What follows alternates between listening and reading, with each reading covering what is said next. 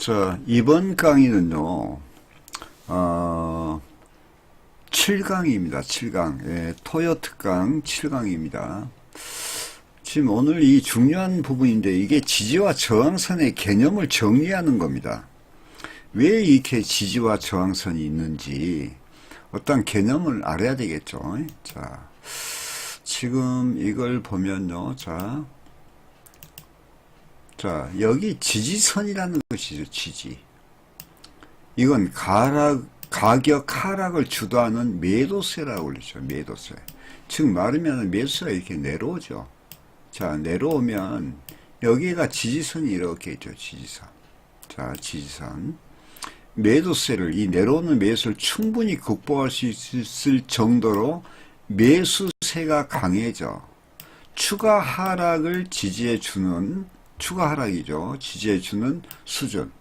추가 하락을 저지해주는 수준이죠. 저지. 이 밑에 이렇게 지지선을 하락 돌파하는 것을 갖다가 방지해주는 이 매수세로 이렇게 반등할 수 있는, 그래서 저지 예상되는 수준을 말하며, 저항선은 그 반대 개념이죠.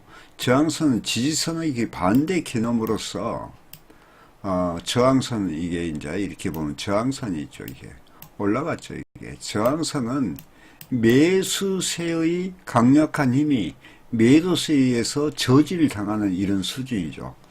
자, 강력한 매도 세력이 매수 세력을 압도하는, 매수에 압도하는 시장의 가격 수준을 의미한다. 일반적으로 바로 직전에 나타난 고점에서 수평으로 근 직선이 저항선으로 또 그 다음에 직전에 나타난 저점에서 수평으로 근 직선이 지지선으로 작용한 경우, 이 경우는 뭐냐면은, 즉 말하면은 이 고점에서 이게 올라쳤다 합시다. 근데 더 이상 이게 안 가. 그러면서 여기에서 캔들이 저항을 받죠.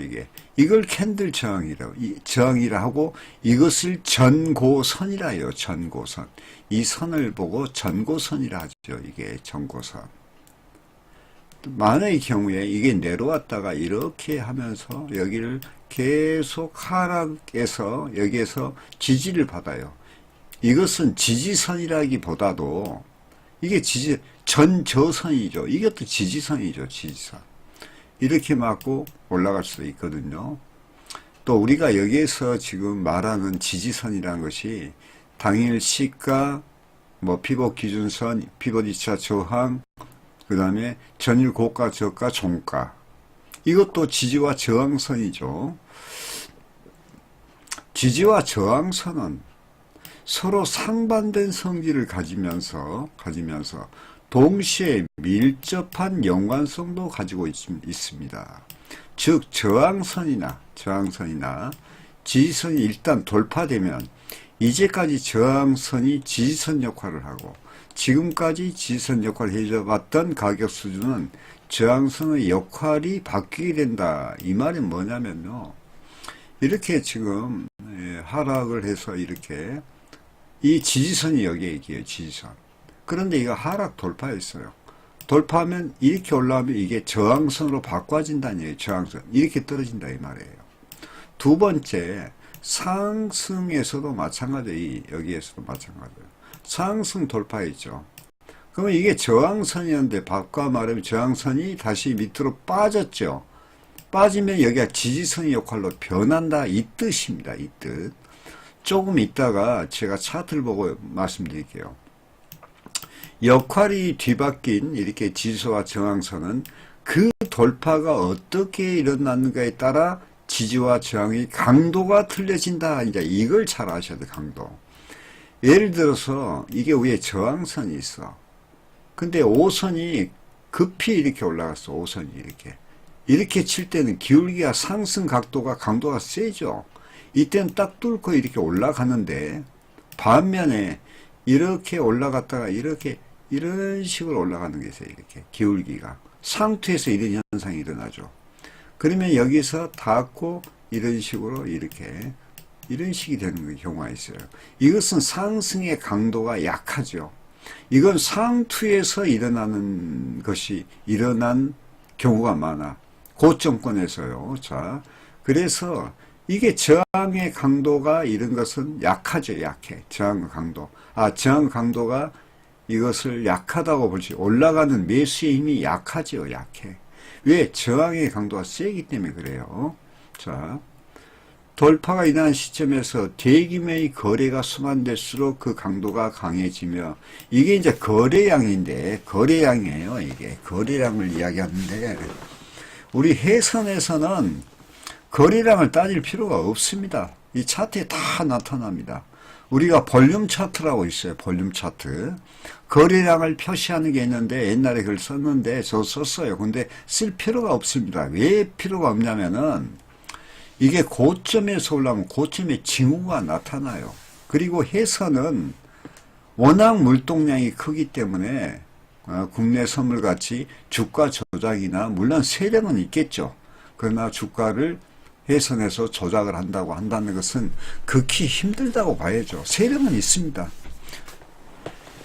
그 세력이란 이 의미는 힘의 논리에서 나오는 것이지, 어떤 집단이 부정적으로 이것을 주가를 끌어올리기 위해서 해선에서 한다는 것은 세계 인류 부자도 자칫하면은 이 파생시장에 수억 달러를 지배도 그냥 흔적 없이 사라져 버립니다. 자, 또한 장기적으로 만들어진 지지선과 저항선이 돌파될 때는 단기 지지선이나 저항선보다 더 큰 의미를 부여야 된다. 이 말은 뭐냐면요, 어떠한 저항선이 있어. 근데 계속 장기적으로 와서 이게 계속 이렇게 지지를 받고 있잖아요. 계속 여기서. 이러면 시간이 길수록 강도가 강해지는 법이에요. 이게요. 강도가 강해진다 이거예요. 그리고 상승에서도 올라가서 이렇게요. 이런 식으로 계속 이런 식으로 이렇게 되죠. 이렇게 되면 이게 저항선은 강도가 점점 갈수록 강해지고 이게 급락이에요. 급락. 그런 경우 많습니다. 그러나 지지선과 저항선을 돌파하는 시도가 여러 번에 걸쳐 이루어졌으나, 이거 말하는 거예요. 여러 번에 걸쳐 이루어졌으나 여러 번에 이게 자꾸 올라가려도 못 올라가죠. 못 올라가면 급락해버려요. 그러니까 이 저항대가 강해져 버려. 막 두드리니까 강해지는 거예요. 그 시간이 가. 그러면은 여러 번 걸쳐 이루어졌으나 실패했다면 이는 추세 전환이 임박했음을 알려주는 경고로 간주합니다. 빠져버려요. 자, 차트를 한번 봅시다. 자, 오늘 이제 이게 보면은 이런 게 있죠. 이제 지금 이 전일 이게 타고 지금 전일 고가를 올라갔죠. 맞고 떨어지고 맞고 위에서 두 번, 세 번째 맞았죠. 특히 전일 고가. 요 위에 전일 고가는 피보디차 저항이 있습니다. 이게요. 지금 이런 제가 강의하는 이 내용들이 아주 중요합니다. 자, 그래서 여기서 여러 번 두드리면은 전일 고가에서 빠질 확률이 많아요. 이것은 저항대를 의미하는 것이죠. 저항대. 그러나 여기서 한번 봅시다. 또 여기 보면 20분 뭐 볼까요? 보면 이런 경우 있죠.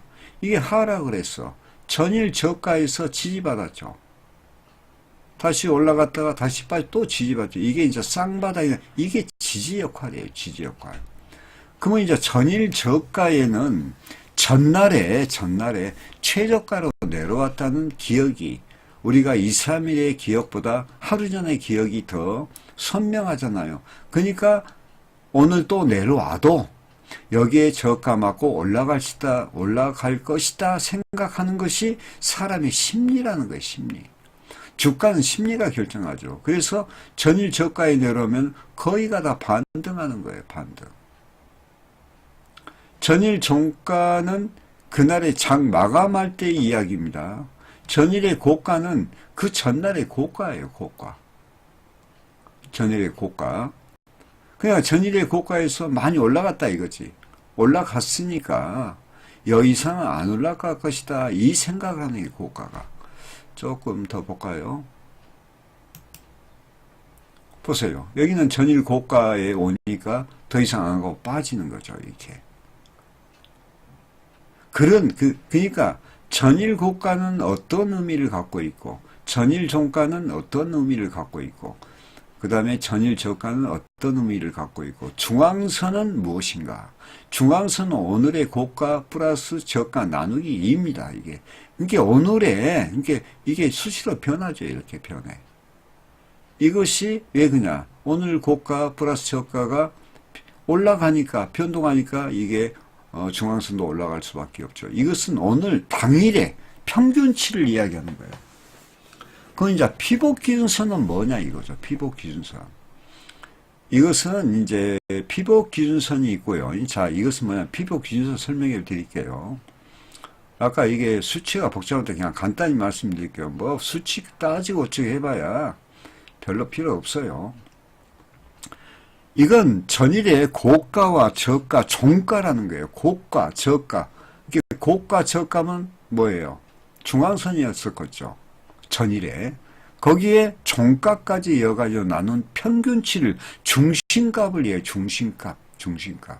요 위에 있으면 상승이고 요 밑에 있으면 하락이에요. 근데 여기가 이제 수치를 사용해서 이 피벗 밑으로 내려오잖아요. 밑으로 내려오면은 피벗 1차 지지, 2차 지지라는 것이 있어요. 그리고 요 피벗 기준선 위로 올라가면 1차 저항, 2차 저항이 있어요. 2차 저항. 아마 여기서 나타나는, 여기 있잖아요. 여기 피벗 2차 저항이라는 거 있죠. 그래서 저는 어떤 것만 쓰냐면은 피벗 기준선하고 그 다음에 피벗 2차 저항선을 써요. 근데 이제 여기 보세요. 자, 피벗 기준선이 있었죠, 여기. 자, 여기 있죠, 여기. 조금만 뺄게요. 여기. 피벗 2차 저항이라는 것은 거의 전일 고가 위에 있어요. 이게 전일 고가를 올라타서 가면 피벗 2차 저항에서 거의 저항으로 맞을 확률이 많아요, 이게. 피벗 기준선이 요 밑에 있었죠. 그러니까 많이 올라간 거지, 이게. 올라간 거죠. 피벗 2차 저항의 밑으로 떨어지면 하락할 확률이 많다 이 말이죠. 이것을 이제 평균치를 내놓은 값이다 이렇게 생각하시면 됩니다. 이게요. 그러니까 오늘 이 강의는 지지와 저항의 개념을 지금 설명하기 위해서 내가 하는 거예요. 지금 우리가 이평선도 지지와 저항이죠. 자, 여기에 보면 이제 여기에 있는 피벗 2차 저항, 전일 고가, 종가, 피벗 기준선. 피벗 기준선이 고가 플러스 저가 플러스 종가 나누기 3이라 있죠. 이게 기준을 만들어 놓은 거예요, 이게요. 이 위로 가면은 요 위에가 이제 피벗 1차 저항도 있거든요. 저항도 있는데 그건 빼버렸어요. 그것은 요 고가가 있기 때문에. 자, 그런 내용입니다. 자, 그런 내용이니까 그렇게 아시고 자, 다음 강의로 넘어가겠습니다.